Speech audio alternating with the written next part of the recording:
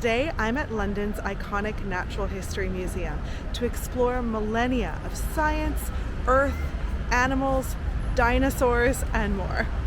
The Natural History Museum opened here in South Kensington in 1881. In addition to just being a place to go and gaze and wonder at specimens, this is a working research institute. There are more than 300 scientists on staff who study the collection to learn more about the past, present, and future of our natural world. Did you know that the Natural History Museum was originally part of the British Museum? To learn a little bit about that, we have to talk about Sir Hans Sloane. Hans Sloane was an important figure in the history of the museum, but we also have to remember that he was involved in the slave trade. His social class and his wealth allowed him to exploit resources and people. When he died in 1753, his will allowed Parliament to buy his extensive collection of more than 71,000 items for £20,000, and that was a lot less than what the collection was worth. This was the start of the British Museum, which I talk about in the video linked above. Now, we also need to talk about Sir Richard Owen. He actually coined the term dinosaur, which I'm going to talk more about later on. He used to curate the Hunterian Museum, but he left in 1856 to take over the British Museum's Natural History collection. By the way, the Hunterian Museum has been closed for years now. It's set to reopen next year, and you can guarantee I'll be there in opening week. Like so many other museum curators, Richard Owen began complaining about his lack of space for the ever-growing collection of natural history specimens. That's when plans for this stunning building launched. Architect Alfred Waterhouse was eventually given the job, and he chose terracotta for the entire building because it could withstand the smoke and smog of filthy Victorian London. Remember, at this time in history, museums were often expensive places only for the social elite, but the British Museum was free to, quote, studious and curious people. So it was decided that the Natural History Museum would also be free to all who wanted to attend. Of course, you still needed leisure time to be able to visit. Now, Waterhouse called this Victorian Gothic revival Behemoth, his cathedral to nature. He worked with Sir Owen to ensure that the museum would meet the needs of the collection. They needed space for the newly discovered dinosaurs, yes, but also for whales and woolly mammoths and so much more. Owen and Waterhouse both came up with the idea that the museum be decorated with natural history-inspired gargoyles. And just look, they're absolutely amazing and they're all over the building. Did I mention that this place is absolutely huge? You've already seen some of the scale. Let's continue on. We're now entering Hintze Hall, which was completely reimagined and renovated in 2017. Think of this as the gateway to the rest of the museum. In each of these alcoves, you'll find remarkable pieces from the collection, representing some of the best that the museum has to offer, and also highlighting important issues about conservation and the environment. Now, of course, we have to start with this monolithic creature above us, the blue whale skeleton. This is Hope the blue whale. She's a real skeleton taken from a young female blue whale that beached in Ireland in 1891. She has been suspended here above Hintze Hall since 2017. The blue whale is the largest animal to ever exist. That's right, he's even larger than the largest dinosaur, which was the Patagotitan majorum, aka the Titanosaur. And yes, I had to look that up. Let's head over to the giraffes. I really love giraffes. A couple of years ago, my husband and I stayed at the Giraffe Manor Hotel in Nairobi, Kenya. And so this is the first thing that I'm going to check out while I'm here, these giraffes behind me. The tallest of all living animals. Through studying taxidermied and skeletal species like these, scientists can learn a lot about evolution. From hoof to horn, this giraffe is 4.35 meters tall. That's 14 feet 3 inches. This lovely giraffe was formerly housed in the Mammals Gallery, which we are going to visit soon, and he was moved here during the Hintze Hall overhaul. This giant coral was a part of the reef in Western Australia. It was collected 100 years ago, and at the time it was the largest coral specimen in any museum in the world. It is Turbinaria coral, and specimens like this are important in museum settings because they can help scientists understand the impact of climate change and raising ocean temperatures on coral reefs and other species. My husband and I scuba dive avidly, and trust me, the coral reef is often a good indicator of the health of the local environment and the oceans. I just love pointing out these little details. Look at this small bird, and you can see I'm holding my hand up to it so you can see the size.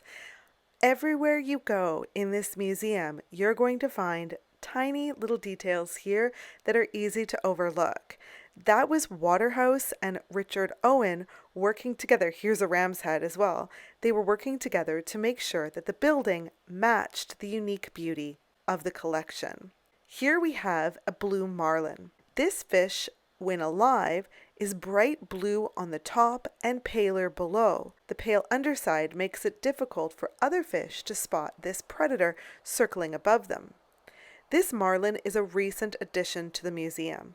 It washed up in Wales in 2016, and it was the first complete specimen of its type to ever land on British shores, and now it really does have a place of honor here in Hintze Hall. It's impossible to not feel like a kid again when you come to the Natural History Museum. There are museums dedicated specifically to children in London, and I love those too. I used to work at one, but this is something else. It's truly a magical place for kids of all ages and giant children like myself. Let's head over to the American Mastodon. This is one of the largest land mammals to ever live. Remember, the blue whale, the largest mammal to ever live, and a mastodon, one of the largest mammals on land. He would have been trampling through the pine forests of North America as recently as 13,000 years ago. However, they likely went extinct due to a mixture of both changing climate and being hunted by the first humans to reach these areas. These butterflies are our last stop here in Hintze Hall. The museum holds a massive collection of insects, over 37 million. Some of them are actually undescribed. They're still in cabinets and they've never been studied. And others are used actively in research on everything from silk production, parasitic wasps, and climate change. I love the way they've been arranged here, like fine art. I mean, they really are.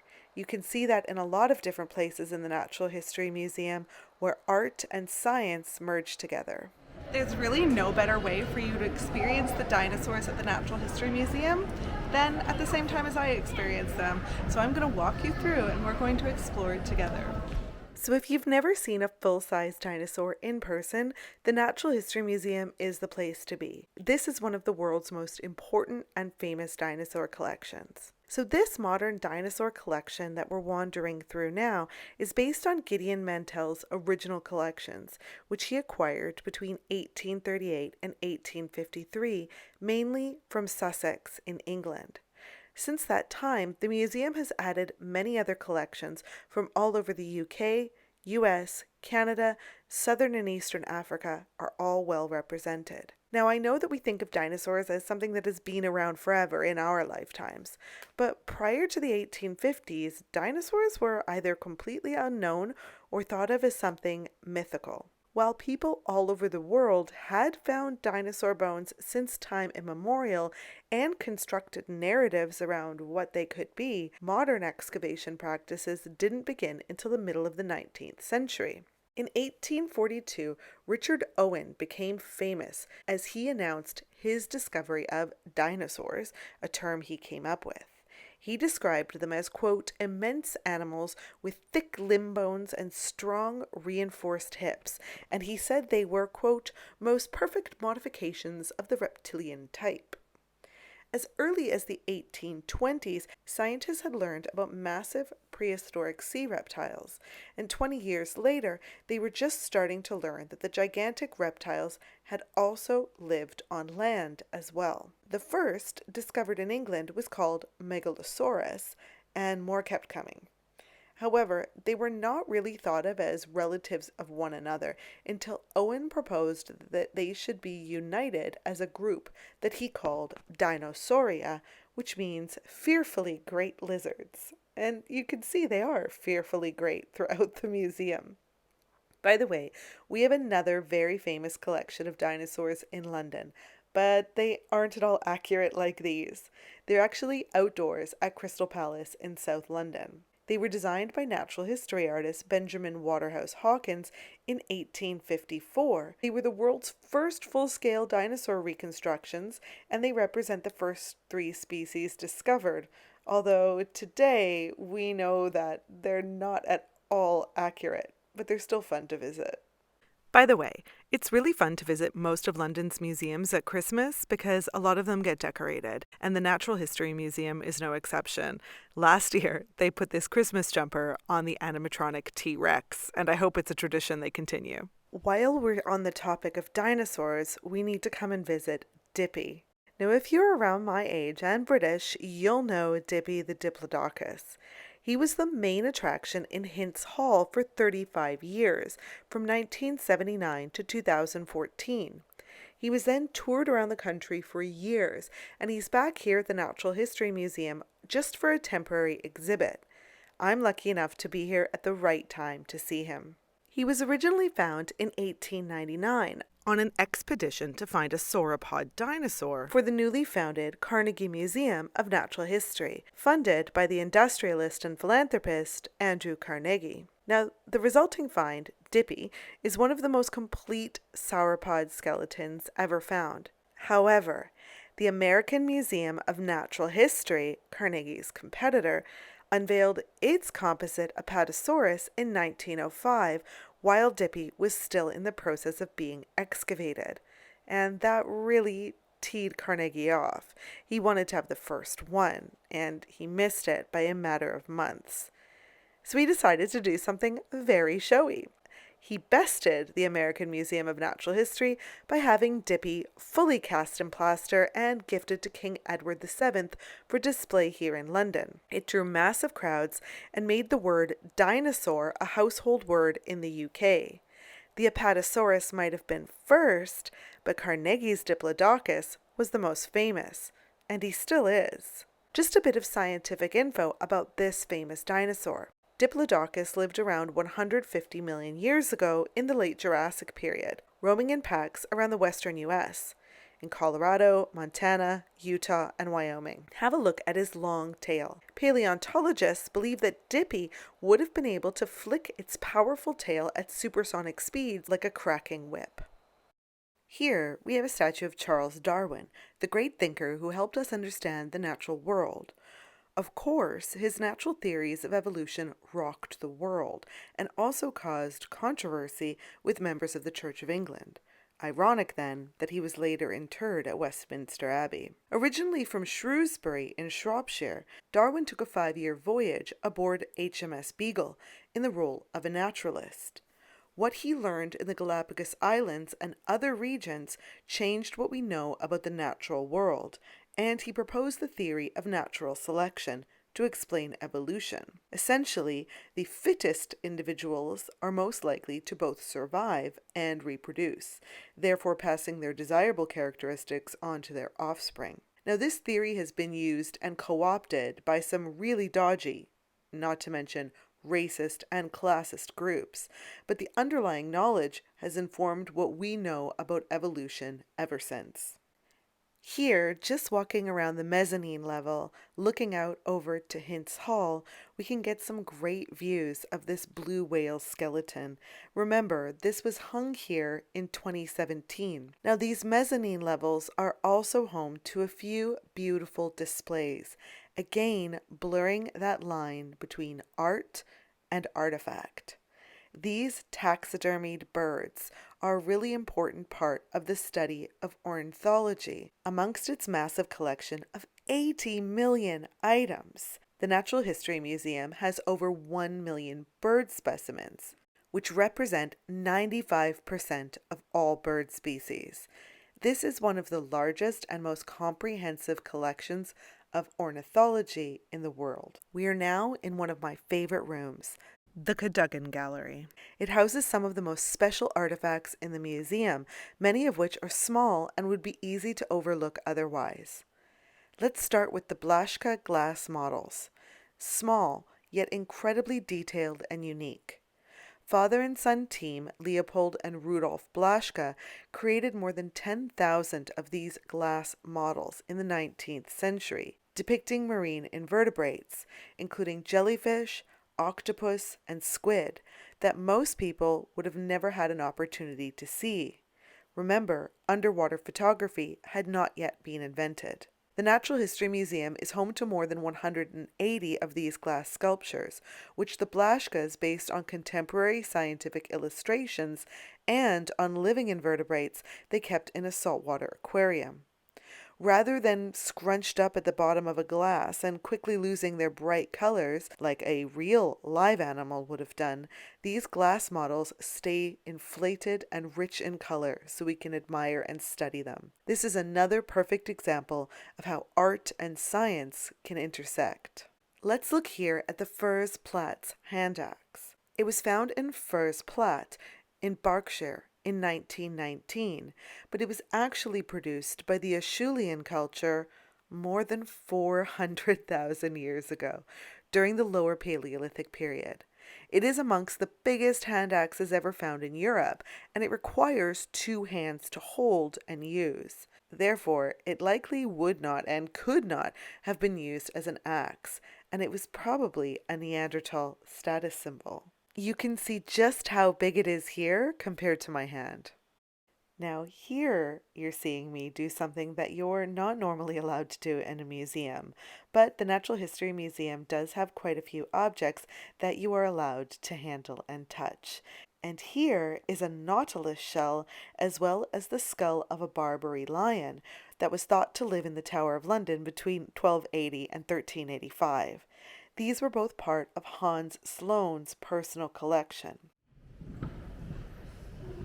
I told you this room is full of treasures. Let's have a look at the first edition of Charles Darwin's On the Origin of Species, one of the most important books on biology ever written. This tome details natural selection and the theory of evolution. It was published in 1859, and this first edition is incredibly rare. Let's move on here now to Charles Darwin's pigeons. So we often think of Galapagos finches, called Darwin's finches, as the inspiration for his ideas on evolution. However, the humble pigeon was even more important to his work. That's because Darwin bred pigeons in his garden, crossing birds with specific characteristics with each other to generate offspring. He called this artificial selection, and it helped him gain the evidence he needed for his theories of natural selection. Just as a note, I am a huge lover of pigeons. I really feel terrible for them because, of course, we domesticated them in the 19th century as messenger pigeons, and then when we no longer needed them because of advancing telegraph and telephone technology, we threw them out onto the street. So it's no wonder that they're kind of awkward and not very good at taking care of themselves. One species of bird with endless possibilities. Here's one that shows us the devastation that humans can have on different animal populations. The Great Auk from Newfoundland. The Great Auk lived on rocky islands in the North Atlantic, and it did not go extinct due to habitat destruction. It was instead exploited and intensely hunted for its oil, eggs, feathers, and meat. Shockingly, its dwindling numbers spawned an even greater demand to hunt and kill the bird. Collectors wanted to obtain it more than ever, to preserve its skins, feathers, and eggs for museum collections. Yikes. Always remember that museums are not neutral places. The Cadogan Collection is kind of like a museum within the museum, and so too is the vault. The Geology Museum was founded in 1835, and it used to be a separate museum. However, a corridor was built between the two in 1985, and the museums were merged. As a way to get people interested in some of this section's more valuable and remarkable objects, the curators have created the vault. You could spend hours in here gazing at each of the objects in wonder, but I'm just going to point out a few pieces. Let's start with the Duke of Devonshire emerald. Now that's my birthstone if anybody's considering getting me a gift. This is one of the world's most famous and largest uncut emeralds. It comes in at a whopping 1,383.93 carats. That's 276.786 grams. It was mined at Muzo, Colombia, and then given as a gift or sold by Emperor Pedro I of Brazil to William Cavendish, the sixth Duke of Devonshire, in 1831. This object was actually displayed at the Great Exhibition that year. This is the crystal box mystery, and this is such an unusual object, it's my favorite in this room. It's a hollow cast that grew over a naturally occurring cube of fluorite, and that cube of fluorite has since dissolved. It's called an epimorph. What's so mysterious about it? Well, the original inner material should have dissolved long after the outer box, so we're not sure what happened here. Another beautiful bonus is that yet another mineral has started to grow inside the cavity. This is Rhodochrosite. Normally, this mineral is milky pink, but in rare cases, it can form dark scarlet crystals, just as you can see here. I really hope it comes across on camera because it is so beautiful in person. This piece of rhodochrosite was discovered in the Sweet Home mine in Colorado, which was originally opened in 1873 to mine for silver, but the miners reported coming across these red crystals. The Sweet Home mine closed in 1967, but stories swirled for decades about these unusual minerals. Then, in 1991, it was reopened specifically to mine for these gems, and this one in particular was found in 1992. The area of the mine in which it was found? The Good Luck Pocket. This is a piece of the Winchcombe Meteorite, the first meteorite to have been recovered in the UK for 30 years. It blazed through the sky and touched down in Winchcombe, Gloucestershire, in February 2021, so very recently. It weighs 103 grams and dates to the birth of the solar system around 4.5 billion years ago. Not only is it rare for simply being a meteorite recovered in the UK, it is also a special type of meteorite called a carbonaceous chondrite. Only around 1,000 of the world's known meteorites are of this type. So I've been lucky enough to see chimpanzees, orangutans, and all kinds of baboons in the wild, but I've never seen gorillas. So this is actually the closest that I've gotten. This is Guy the gorilla. Guy was brought to the London Zoo in 1947 on Guy Fawkes Night, which is November 5th, when we traditionally set off loads of fireworks and light bonfires across the country. Now, Guy was really afraid of the fireworks, and he wouldn't actually go to sleep until one of the zookeepers slept with him, which I think is incredibly sweet. For those of us with dogs or maybe even cats, you already know just how upsetting those fireworks can be. Guy was very beloved, and people would come from all over the world to visit him, but tragically he died of heart failure during a routine surgery in 1978. With a similar tale of captivity, here's Chi the Panda, living on forever just near one of the cafes at the Natural History Museum. Chi was taken from her native province of Sichuan, China, when she was just a few months old, and originally sent to the Beijing Zoo, then Frankfurt, and finally to London in 1956. Now, if you're going to visit this part of the museum, you should probably like taxidermy, because this is where they keep the mammals, the taxidermied mammals. A beautiful horse in motion. Of course, we've all seen bad taxidermy, but the taxidermy here at the Natural History Museum is some of the best in the world. Wandering around the Mammals collection, you're going to see fascinating land and sea mammals from all over the world, including these rhinoceroses, this one with a sign letting you know that the horn is fake. That's right. Even in what should be the safety of the museum, rhinoceroses are still threatened by poachers. Now, we have a humongous model of a blue whale, but it's here in the Mammals Gallery that Hope, the blue whale now hanging in Hintze Hall, had been displayed for decades. Look at how 80s this is. I love it. And here we can see land mammals like elephants, and then looking up above us, whales, dolphins, narwhals. This is a fascinating gallery, and it'll be interesting to see what happens in the future. A moose right behind me. I feel right at home. I used to volunteer at Bart's Medical Museum, and one of my jobs was to drip the leaking formalin or formaldehyde from old Victorian human specimens. So I'm very familiar with being surrounded by body parts in jars, and in this case, though, many of them animals, plants, flora, and fauna. This is the Natural History Museum's Spirit Collection, named because historically, rather than being preserved in chemical preparations, formaldehyde, etc., things were preserved in alcohol, hence the name spirits. The Spirit Collection is home to more than 23 million specimens, and we've been preserving specimens of plants and animals in alcohol since at least the early 18th century, and there are some really wonderful things in this collection, including Charles Darwin's pet octopus. These octopuses were not Darwin's, but they are also fascinating and beautiful. One other specimen I want to mention, though we can't see it today, is Archie the giant squid. This species is so rare that it was long thought to be a myth. However, Archie was caught by a fishing trawler at 220 meters. He is 8.62 meters long, that's 28.2 feet, and his DNA helped prove that there is only one giant squid species.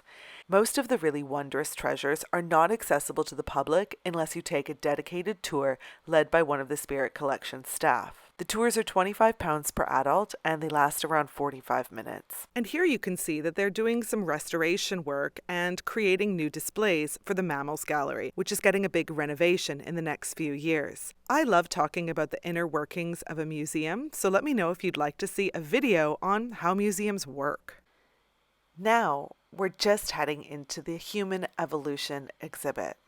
So the Human Evolution Gallery is all about exploring what makes us human. It takes us through 7 million years of human evolution, from the very first hominins to the last surviving human species, which of course is us. Here we can see Lucy, who is Australopithecus afarensis. Afar is a region of Ethiopia, and this is a cast of her rib cage and bones. This early hominid lived in East Africa 3.7 million to 3 million years ago. The species was discovered in 1974. Lucy here has a mixture of an ape-like and human-like body, with the small skull, long arms, and conical rib cage of an ape's, yet a human-like spine, pelvis, and knees, and that's because she walked upright. She was nicknamed Lucy after the song Lucy in the Sky with Diamonds, which was really popular at the time she was found. Now, jumping from millions of years ago, let's talk about someone a little closer in time to us, Neanderthals. Along with an Asian pre-human species called Denisovians, Neanderthals are humans' closest ancient relatives. We have a common ancestor from whom we diverged around 650,000 years ago.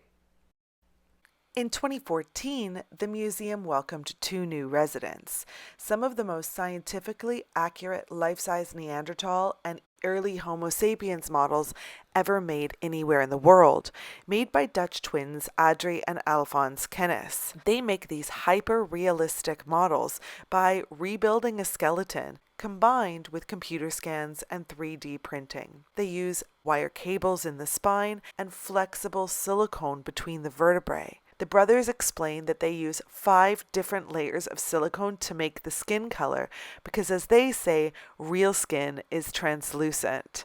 And trust me, in person, these look hyper-realistic. Now, one final display I want to talk about here is the Cheddarman skeleton and the model head reconstruction. These artifacts are from a group of Cro-Magnon hunter-gatherers called Magdalenians. They probably entered our island from Belgium and the Netherlands around 15,000 years ago, when a land bridge still connected Britain to Europe. The Cheddar Gorge finds give us fascinating insight into how early modern humans in Britain lived, as well as their cultural practices. They are also quite grisly. That's right. Archaeologists discovered a human skull shaped into a cup in this Somerset cave. And to make things even more interesting, these very early Britons, who lived during the Ice Age, did not need to eat human flesh out of necessity. It seems they did it as part of a ritual. The evidence points to a, quote, sophisticated culture of butchering and carving human remains. The remains of a number of individuals, including a teenager and a 3-year-old child, show clear evidence of cannibalism. They have gnaw marks and cut marks, and their ribs have been cracked open to extract marrow. 3 of the skulls were carefully shaped to create cups or bowls, and in the same cave they found the oldest known engraving of a human bone, with zigzag marks carved into a forearm bone to create an intentional pattern. Let me know in the comments below if you'd like to see a video where I visit the Cheddar Gorge and Somerset. Now, heading up this escalator, which was completed in 1996, is a lot of fun. When I told my husband I was making this video, he said, "Are you going to go up the escalator?" And I said, "Of course." Now, it takes us into the display on earthquakes and volcanoes. Being from Vancouver on an earthquake zone, I'm very well familiar with the science of earthquakes and earthquake preparedness. Here, the earthquake simulator demonstrates what it felt like to be in the 1995 earthquake in Kobe, Japan. A major earthquake struck near Kobe, killing more than 6,000 people and making more than 45,000 people homeless in just a few minutes. On these islands, 4 major tectonic plates connect: the Eurasian, Philippine, Pacific, and North American. And they like to let us know that they're there. This earthquake simulator, which is a huge draw for families and kids, and of course me also, recreates that 6.9 magnitude quake, which caused more than 100 billion in damage. And that's in 1995 money. As you can see here, everything is shaking, from the stacked shelves to the floor itself, and it's really common to hear people squealing in surprise. I have to admit, it was a lot more realistic than I thought it would be. The whole room sways side to side, so you can feel like what it feels like to be in an earthquake. It's actually making me a bit motion sick. Well, that's it for me here at the Natural History Museum today. I've really had a great time exploring, a lot more than I actually thought I would. So let me know in the comments below what museums you'd like to see me cover next. Remember to like and subscribe and share this video with anyone who loves museums. And I'll see you the next time I'm in the museum.